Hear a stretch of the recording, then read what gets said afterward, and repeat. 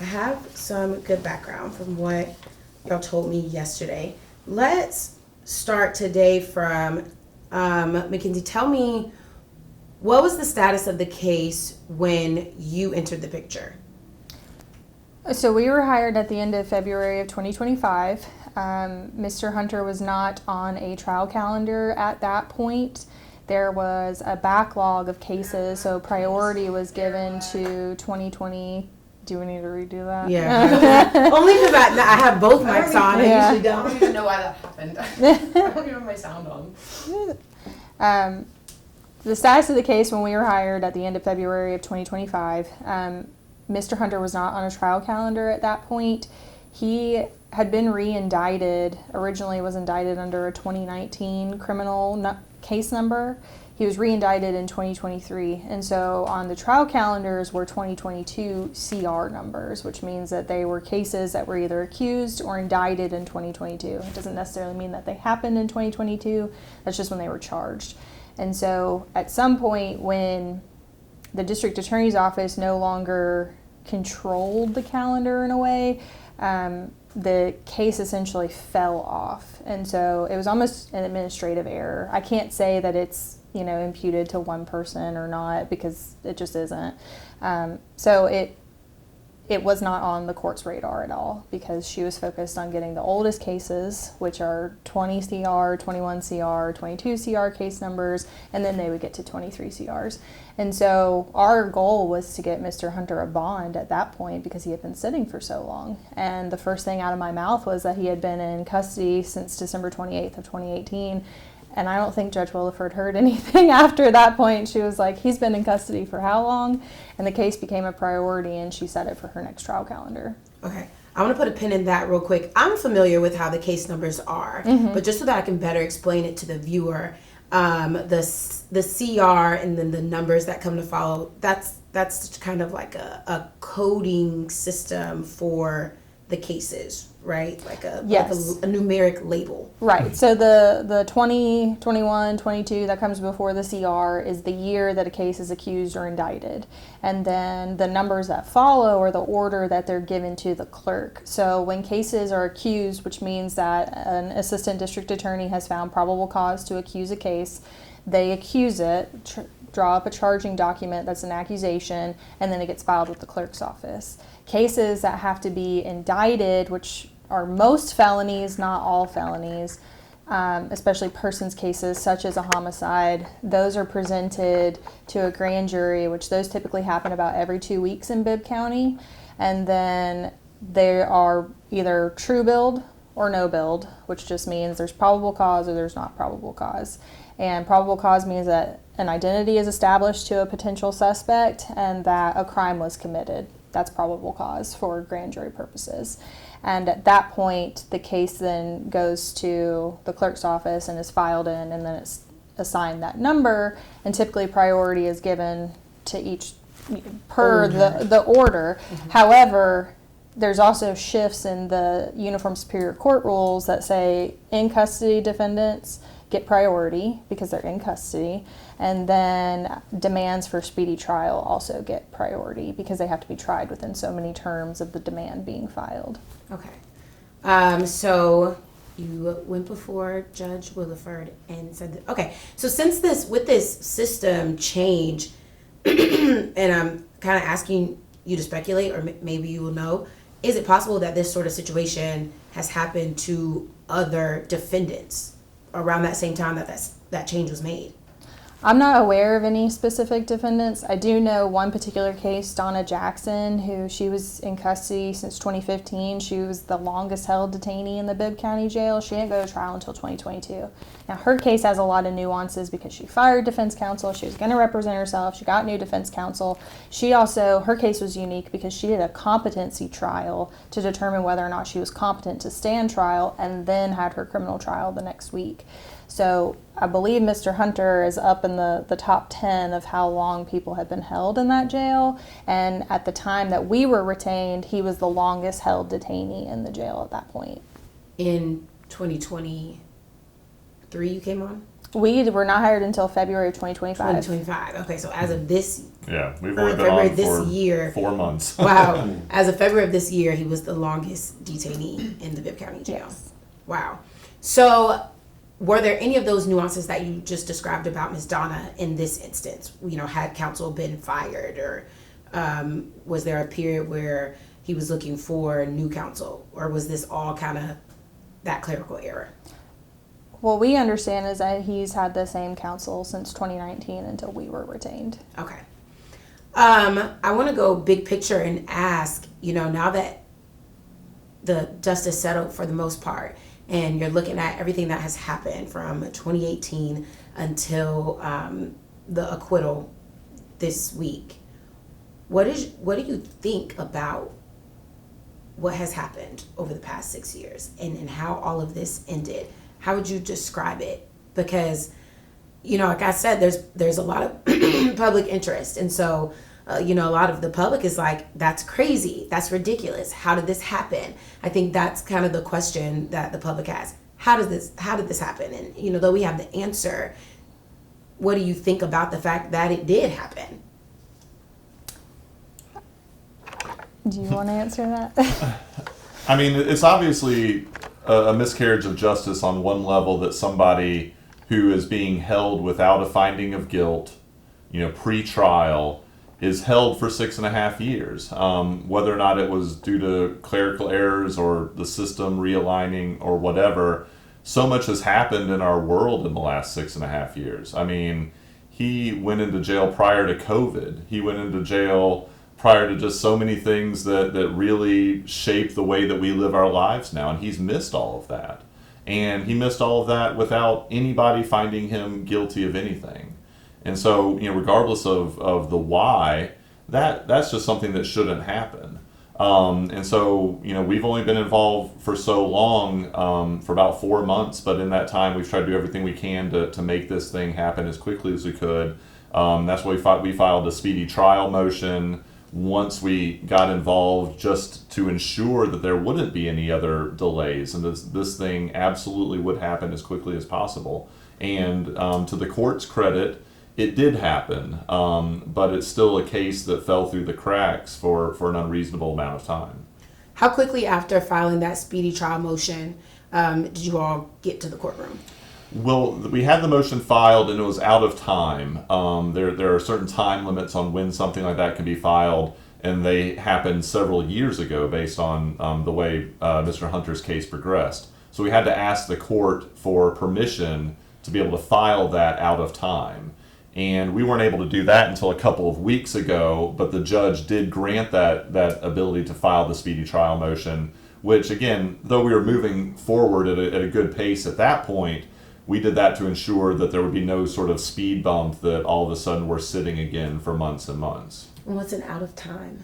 It just means that there's a time limit on when one can file that motion. When you can file a speedy trial motion. Wow, that's interesting. Go ahead. And that time for Mr. Hunter passed long before we were ever involved. Mm-hmm. So we had to go to the court and ask permission. Hey, this deadline has passed, but we would like permission to still pursue this. And we had a hearing on that a few weeks ago, and the court gave us permission to file for a speedy trial motion and granted that. Wow. Okay, so this process had gone on so long, he'd already surpassed you saying this process has gone on too long. Exactly, right. It had gone on so long that we weren't able to say it's gone on too long. That's a good way to put it. I know, Mackenzie, when we spoke yesterday, you also, similar to what Travis was saying, talked about how much life is lived in 6 years, you know, and you described that to me. If you don't mind sharing, you know, just what you think about that length of time going by. You know, that's a first grader. Right. So I get kind of emotional about that, and Jeffrey and I have had that conversation, but I mean, I started law school in 2018. You know, I graduated in 2021. I have since gotten married. I have since had kids, and so like I have 2 children at that point, and he missed out on that, and we're only like a year and a half apart in age, and so like that critical time of building the life that you want, you know, as an adult, because when I was under the age of 27, I was like, I'm not exactly an adult yet. Like, I'm almost there, right? But now, you know, being 34, like, I have the life that I want, and I'm a homeowner, and I pay taxes here and all of that. And Jeffrey got robbed of that by being detained for so long. Yeah. I'm curious to know, when you all got this case in front of you in February and you got to take a good look at it, did you realize immediately that he was innocent of this crime? And did you think, or what did you think about the fact that the charge even existed, especially, you know, now hindsight, knowing what was said in court? Well, I think that we do only criminal case work here, so we see a lot of cases. We look at a lot of cases where there is an overwhelming amount of evidence. And so when we get a case of this caliber, we do expect there to be, you know, 1, 2, 3 things that are in the evidence that do point to our client. There are things that we need to explain or defenses that we need to prepare and that sort of thing. With an alibi case, you know, to have one good alibi is a very good defense. You know, if you think about any random night in your life and trying to come up with alibis for what you were doing, you know, maybe you have one good, credible person who can say where you were. When we got into the evidence in this case, we saw that there were several people who had already gone to police and gave very credible statements saying, Jeffery Hunter was with me. He was not, you know, doing whatever you're saying that he was doing. He was with me. And, you know, so we look at that, and that's very interesting. And then getting further into the evidence in the case, we see that there's nothing else holding Mr. Hunter in this case other than an eyewitness identification. And there's just so many examples of eyewitness identifications being corrupted for some reason or false for some reason. I mean, our minds just aren't really built to retain that kind of information all the time, especially in a traumatic circumstance. And so while police often make cases based on eyewitness identification, often they look at an eyewitness identification with increased scrutiny when there's an alibi who is adamant that no, that person was not there. That person was with me.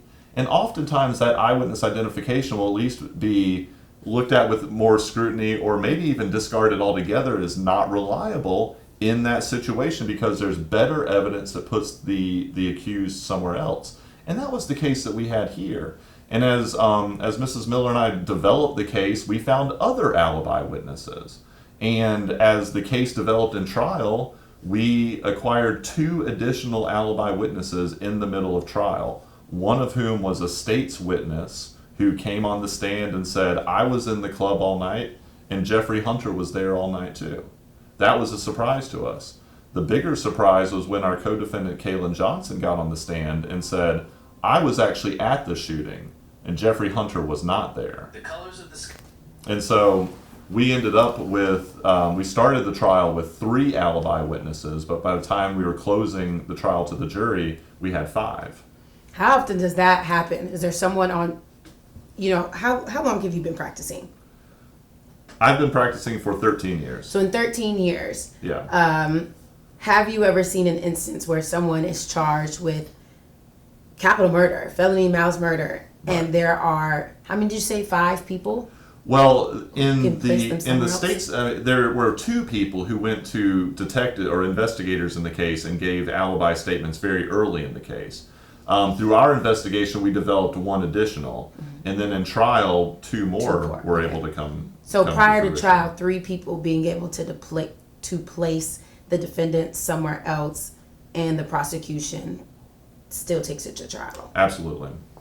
And is that something you've seen before in 13 years? No, I think that's very unusual. I think that usually people's, especially in people investigate crimes, conception of eyewitness identification is something that is pliable and maybe something that that is overcome by other contrary evidence. And that wasn't the case here. And I think that it speaks to some level of confirmation bias that that contrary information was discarded when it didn't support what the preconceptions already were. Yeah, I think that's something you hear like on Dateline a lot, right? They start talking about, I listen to Dateline every day. They start talking about how the investigators and the prosecutors, had tunnel vision, right? They picked this person or these persons as the offenders, and now they're finding evidence that fits that narrative. Is that what seemed like was the case? It's bizarre, honestly, because the evidence didn't point to Jeffrey. Right. So you have multiple alibi witnesses, but then physical evidence that was recovered excluded him. There was nothing placing him there, like cell phone data, video. We had a single witness that placed him on scene that night, and then we had multiple witnesses that didn't. And at that point, I don't know, I was kind of bewildered when we really dug into the evidence. I was like, I don't understand why he's still here. So it was just all this weight given to one person's word who we don't believe. And I can't even say, because there are so many issues when you're talking about eyewitness testimony, but it does become confirmation bias. And we know from, statistics that eyewitness identification becomes stronger over time because your brain tells you over and over again, it was that person, it was that person, it was that person. And so this individual believed for 6.5 years that it was Jeffrey, contrary to everything else, including the deceased stepbrother, who was one of the alibi witnesses, who got up and said, no, Jeffrey was with me that night. Did that individual testify? He did. Okay. The person who believed that Mr. Hunter was there. The surviving Victim did testify. He was the first witness put on the stand by the state. Okay. Well, since we're talking trial, let's get into that. What happened during the trial? And you, of course, don't have to give me play-by-play, from the very beginning, but just, We can. I have time. The longest case we've ever tried together. Oh, yeah, I did think that I've been to, a trial or two in Bibb County, and I did think when you said it was the 9th through the 18th, I was a little taken aback.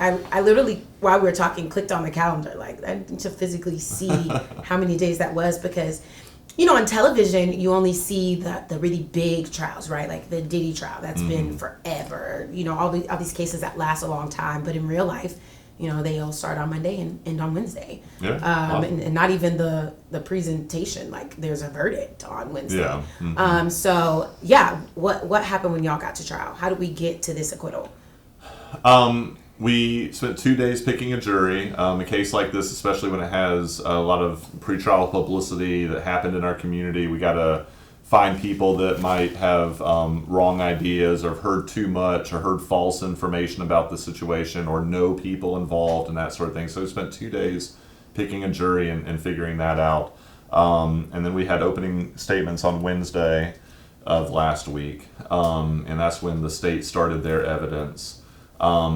They had a surviving witness, a surviving victim who was the witness who identified Mr. Hunter as being there. That person testified.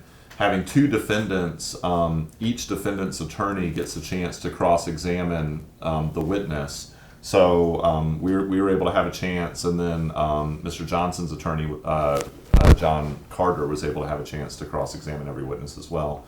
So we had Terry Warren, who was the surviving victim, and a big part of our theory on why he identified Mr. Hunter was because he was shown a photo of Mr. Hunter prior to his identification. Somebody sent him a photo of Mr. Hunter and a photo of Mr. Johnson and said, these are the two guys. And so Mr.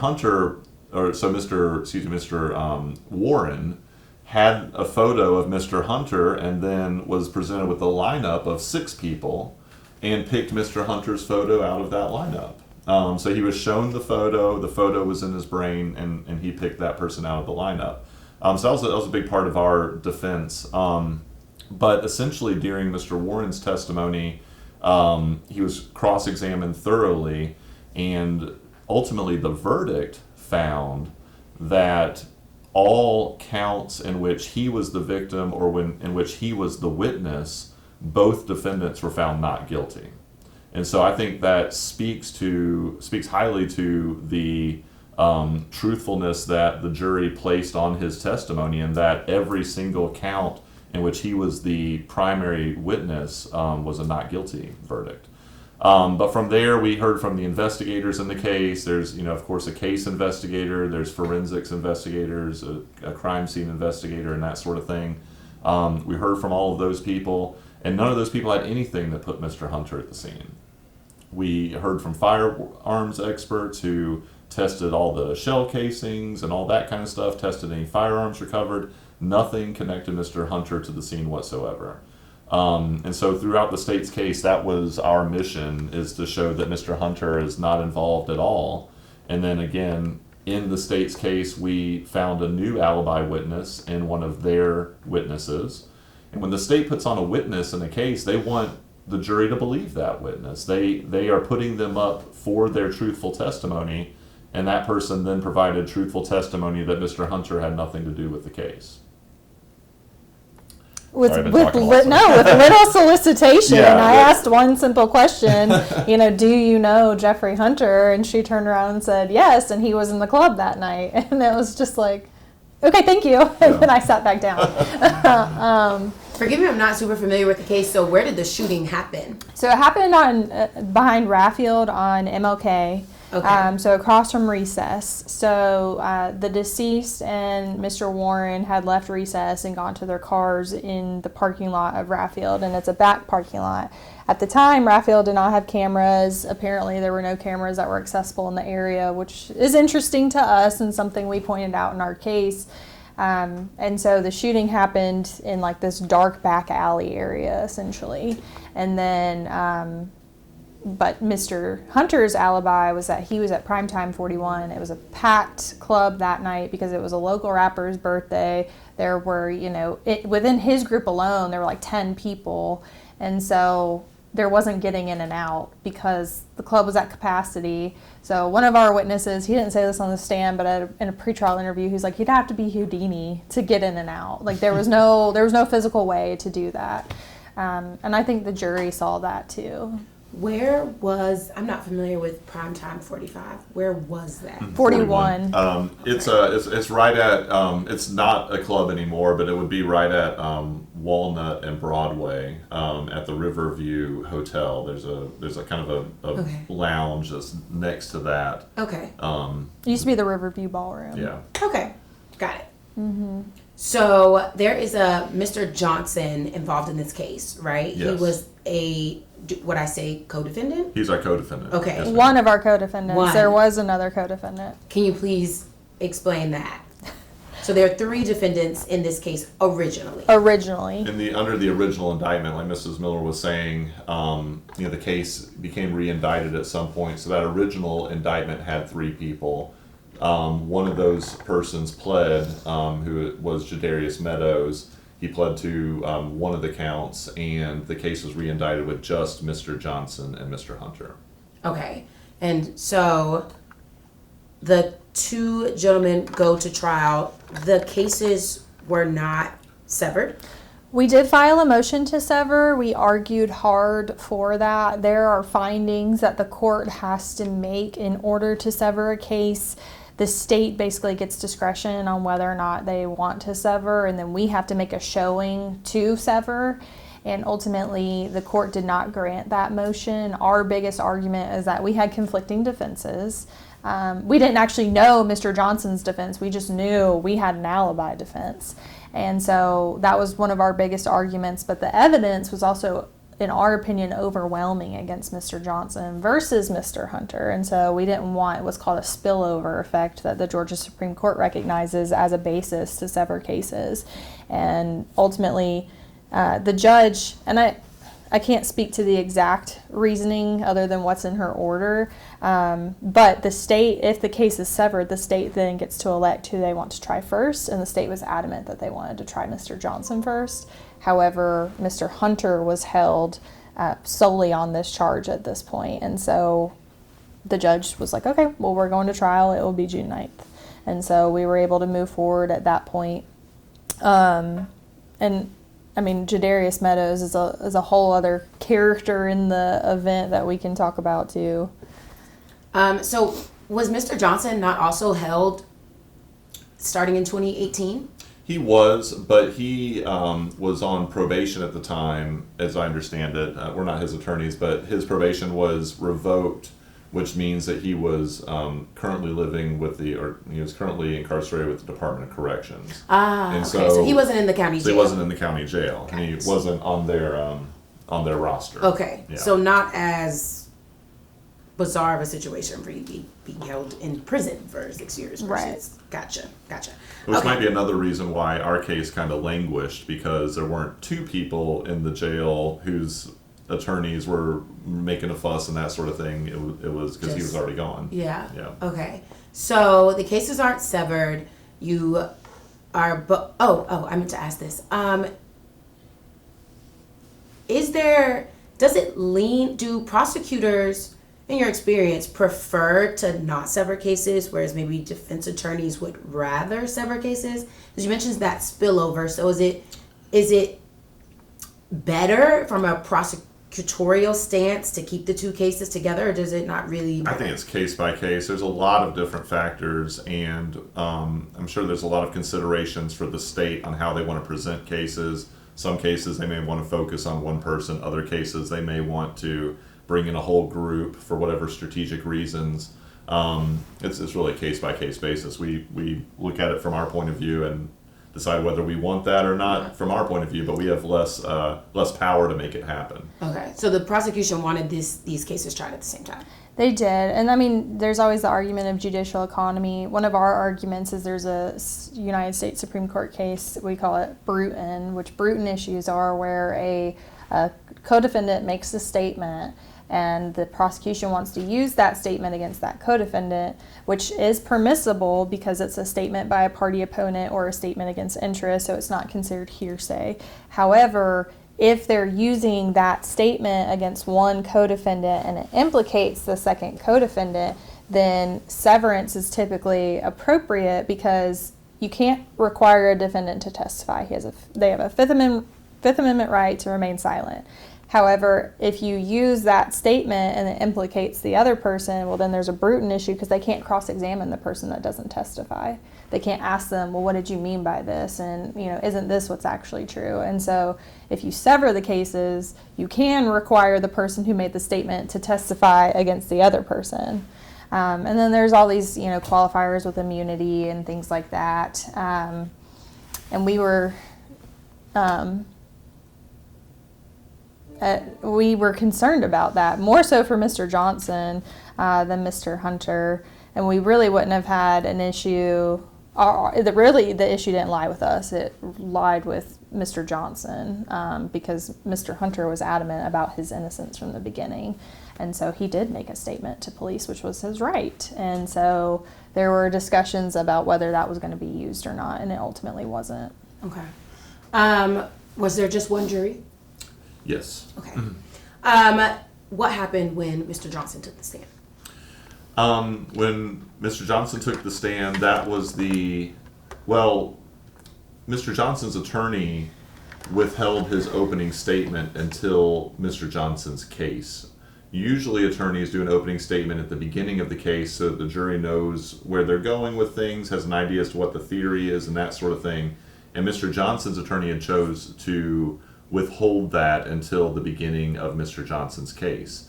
And so the first time that the jury heard anything about self-defense was from Mr. Johnson's attorney, John Carter, who was able to get up and give a statement laying out what Mr. Johnson's statement would be.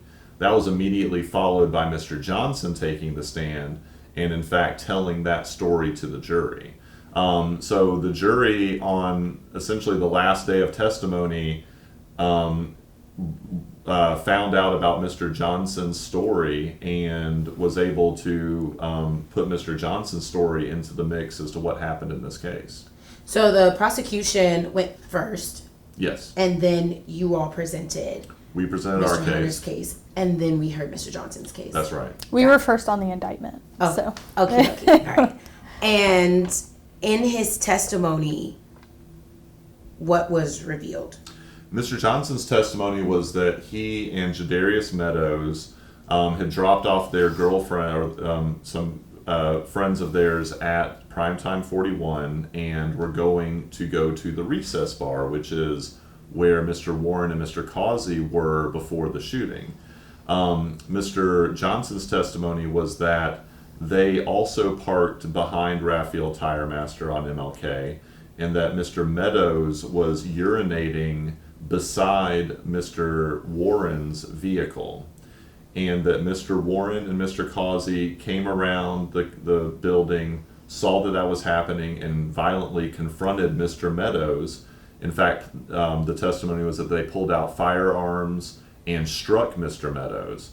Mr. Johnson's testimony was that he was also armed, and at a critical moment, he saw his friend with guns drawn on him, and that Mr. Johnson pulled out his firearm in defense of self and defense of others, being Mr. Meadows, and shot one shot, which was the fatal shot for Mr. Causey. Mr. Johnson's testimony was then that Mr. Meadows pulled out firearms and shot at Mr. Warren as he fled, which explains the two locations where 9mm shell casings were found in this case. And so Mr. Johnson's testimony did conform to all the forensic evidence in the case. It was contrary to Mr. Warren's testimony, but ultimately the jury acquitted Mr. Johnson on the shooting of Mr. Warren and the shooting of Mr. Causey, and found, as I assume, found him to be within self-defense and justified in his actions, because he was found not guilty of those crimes. Mr. Johnson's testimony then went on to say that he and Mr. Meadows picked up the ladies from Primetime 41, and upon leaving had a fender bender with another vehicle. That vehicle, from testimony from other witnesses, did in fact chase the vehicle that Mr. Johnson and Mr. Meadows were in for several blocks through downtown Macon, trying to get a license plate number. They then rear-ended Mr. Johnson's vehicle, and Mr. Johnson at some point shot his gun at that car that was chasing him. Mr. Johnson's testimony was that they thought that car was in fact Terry Warren, because they had just had that violent confrontation with him about 20 minutes before, and the car was the same color, and it's chasing them down and ramming them. But the jury found that he was actually guilty of aggravated assault against the three women who were actually in that car, who were not chasing him down as a continuation of the violence behind Raphael Tire Master, but were chasing him down to get a license plate number to make an insurance claim. And were one of you all able to cross-examine Mr. Johnson? We did not. Okay. We would have been able to, but I would have only had one question for him, and that would have been, was Jeffery Hunter involved in anything that happened at the Raphael Tire Master? And he said that on direct, and he was adamant and said it several different ways, that Jeffery Hunter had nothing to do with any of this and that he was not there. So did his attorney ask him that, or he just stated? His attorney asked him that, and that would have been my only question, because that's ultimately all that we care about is Mr. Hunter's innocence and Mr. Hunter's alibi that he was not there. So you didn't even need to question him at this point? We did not.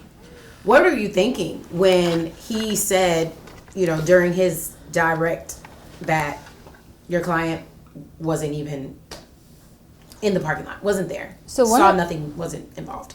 So one of the things that happened pre-trial is the state filed a motion in limine to prevent us from asserting that a third party was the other actor in this. And so we knew from the evidence that Jadarius Meadows was there that night. He was placed there by multiple witnesses, and to me, logic only follows that Jadarius Meadows drove the car that him and Mr. Johnson were in downtown, and he was driving in the car afterwards. And so them being together logically makes sense, right?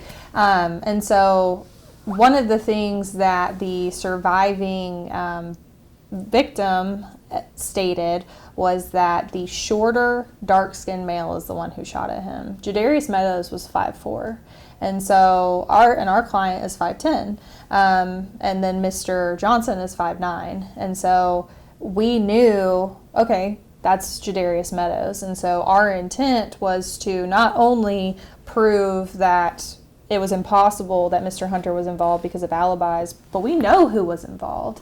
And so we presented evidence on that, and the court found that, we proffered enough that Mr. Meadows was the other party involved. And so we were able to introduce that despite the state trying to prevent us from doing that, and made those arguments. And then, I feel like we had a decent picture of what happened. Not all the details, but we knew Mr. Johnson was a shooter. We knew Mr. Meadows was a shooter. We knew that guns were involved on the side of Mr. Warren and Mr. Causey as well, and that there could have been a potential self-defense claim, but we didn't know that for certain until Mr. Johnson said it. And he didn't have to. He has a Fifth Amendment right to remain silent, and nothing he would have said to us is privilege because we're not his attorney. And so, we were not, I don't think, shocked, because we anticipate defenses. We anticipate what prosecution could do and how they present cases. You have to do that from both sides. And I think that might have answered your question, but I might have talked a lot there. You're saying you weren't shocked or surprised at all? Well, when I can't say we weren't shocked. we had there is scratch that. Let me start again. We've been working with Mr. Johnson's attorney, and so we did have some heads up that might be what happened. But Mr. Johnson has a right to say nothing or say whatever he wants to say, and so until it happened, it was not something that we could count on whatsoever. And so it was shocking. I think the jury was surprised to hear it. But Mr. Johnson's attorney had been laying the groundwork for that defense throughout the trial. And so if you're watching closely and you know how to do a criminal case, it was not so surprising to us. But for anybody to get up on the stand and make a statement that maybe is not necessarily in their best interest, that's never something that we can count on, and it is always something that is a surprise on some level. It was a surprise to the jury, I believe, but surprising or not, they believed it, because ultimately they acquitted Mr. Johnson of all the charges having to do with anything that happened at Raffield that night. Yeah. This is a weird question because you're in the room, but did Jeffrey react at all when Mr. Johnson sat on the stand? Yeah, Jeffrey wasn't there. I think it was a relief. Yeah, we kind of both looked at each other with tears in our eyes, honestly. I think Jeffrey and I have cried a couple of times together over this. Hold on. What are you doing?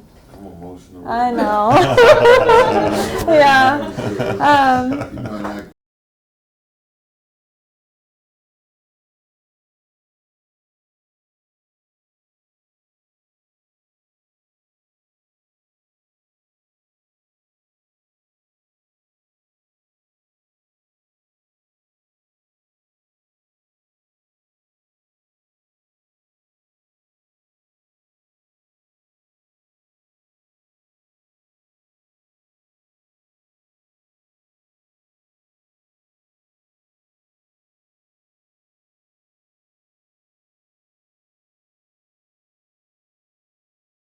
It was, I don't know. It was definitely emotional. We cried at the verdict too, but when Kaylin got up and said that, he shot Danny Causey, well, he was actually shooting at Terry Warren and it struck Danny Causey, but in defense of Jadarius Meadows, I stopped looking at Jeffrey at a certain point because I didn't want to cry in open court. If you recall, did the prosecution set up in their opening statement how or where they thought Jeffrey fit into all this? Just dropping everything that I brought in. They did lay out a theory of the case. I believe their theory of the case was that while Mr. Johnson and Mr. Meadows are the only males in the black Honda, which is the vehicle they were driving in, they're the only males in that Honda prior to going to Primetime 41, and they're the only males in the Honda upon leaving primetime 41, I can only presume that the state's theory was that Mr. Hunter somehow got into that vehicle upon leaving primetime 41 and then got out of the vehicle when it got back to primetime 41. A strange series of events I don't think is very logical. And so, their theory of the case involves Mr. Hunter not being in the case and then appearing in the case at the critical juncture and then not being in the case again after that. And so I believe their theory was that there weren't two people behind the Raffield Tire Master, but in fact 3 people behind the Tire Master, one of whom was concealed in the vehicle. And I can only presume that they thought that person was Mr. Meadows. And it was Mr. Hunter and Mr. Johnson who were outside the vehicle in the confrontation with the deceased and with Mr. Warren. And so we of course know that wasn't what happened. We know that's not what happened based on our meetings with our client, based on the alibis in the case. And even if we didn't have that knowledge, I don't feel like that series of events is very logical or linear anyway. But that's what they thought happened in the case. And was Meadows also charged with murder? He was originally. Okay. Yes. Okay. He pled to one of the Aggravated aggravated assaults for the shooting that happened with the car following the incident. And that was The 3 women in the car. Yeah. Okay. It was kind of a messy plea because I don't think the events were very clear, honestly. But he did plea, and he received a very favorable sentence. He was not required to testify against either co-defendant as a part of that plea, at least for the documents that we have available. We were never provided what's called a proffer, so what is the anticipated testimony that he may have made. We actually met with Mr. Meadows prior to trial. We served him with a subpoena in order for him to testify on our side. He was on our witness list, which we don't have to turn over until 5 days prior to trial. However, he was killed about 10 days before we were originally set to start trial. Then we had to have a pretrial hearing and go through all of that. And then ultimately, it was continued the case was continued by a week because when we were set to start June 2nd, he died. Mr. Johnson had to come back from prison. There were other considerations that had to be made in the case. And so ultimately he never got to tell his side of the story because he was gunned down here in Macon.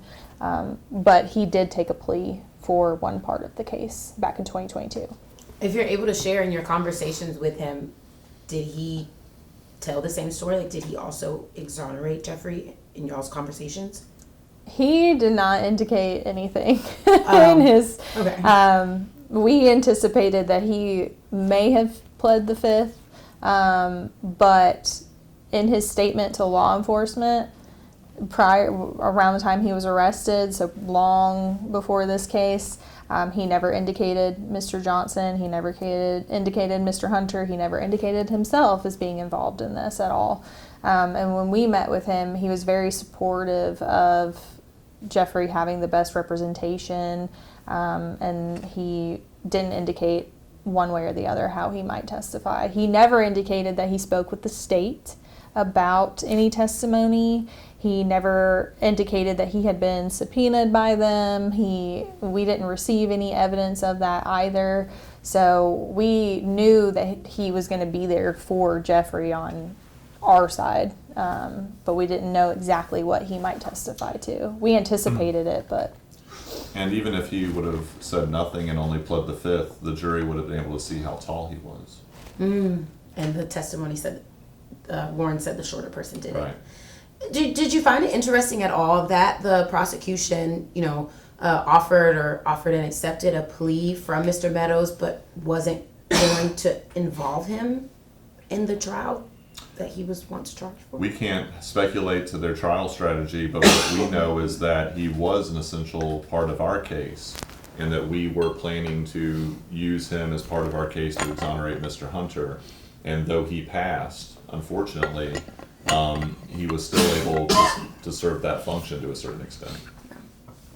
I think we've gone through all of the things. Oh, let me ask this. This is a technical question that I have. So Jeffrey was originally indicted on December 18th or 28th, somewhere up in there. He's arrested on December 28th. He's indicted in February 2019. He's indicted in, okay, let me write that down. He was indicted within 90 days of his arrest, which meant he was not required, right? If you're not indicted within 90 days, you become statutorily entitled for a bond, and so he was indicted before that period, so he was no longer statutorily entitled to it. It would just have to be granted by a judge, which it was not. Okay.